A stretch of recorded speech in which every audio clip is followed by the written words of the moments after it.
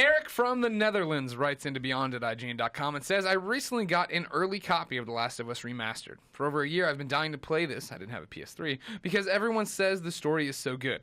So here's the problem. I'm a scared gamer. I can barely play shooters because I get easily startled. The infected in The Last of Us are so far giving me the creeps. My question is, do you think the game would have been more successful if it was an Uncharted, super fun time kind of game? Is The Last of Us too scary for its own good? Can I answer that? Actually, as a big scaredy cat, I won't play Resident Evil. I won't play horror games. I didn't find this game scary. I thought the ambiance was sort of dark, but that's part of the story. It's integral to the story. So as somebody who jumps super, super easily, I was able to get through the game fine. So just stick with it. It's definitely creepy. There's creepy moments to it. There's that dread when you walk, like whenever you walk. And again, I think I didn't say this at the top of the show. We're gonna try not to spoil stuff, which I think we're pretty good at so far. When you walk into like generators and stuff, like when you know you're gonna pull that generator and it's gonna bring something, you're like, fine, let's do it. But it's not like. But it wasn't constantly like cheap scares and things like that. There were intense moments, but there were also other moments of like beauty and poignancy and stuff like that. So it's not wall-to-wall just scares. Right.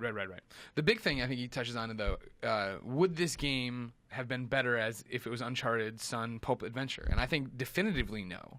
Like, no way. This is the whole thing, and this is what we're always talking about, which is with the problem we get into with sequels and stuff like that, right? That eventually people get sick of things, developers get sick of making games. The fact that Naughty Dog was able to break into two teams, have one team branch out into this unknown, do something not completely different, but drastically different from what they're known for, I think keeps developers happy and it keeps the gamers happy, right? It shakes things up.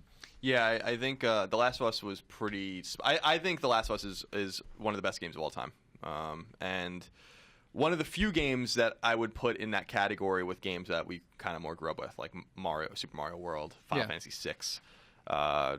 Those are some of the best games of all time too. I think The Last of Us is in that conversation. I don't think that like he kind of says, well, would the game have done better? But like the game sold 8 million copies. Yeah, it did just fine. Like it was like a massive success. Right. And I think it was because of it. It was what it was. I don't think the game's scary. I think the game's eerie and authentic. I think that the clickers are scary, but actually what's scarier are the humans. And I think that would, and like they can find you and you're slinking around, you're hiding, and you hope they don't come around that crate and see you. Oh man, that winter chapter. Whew. Yeah, it's like, that's good stuff, man. There's so much.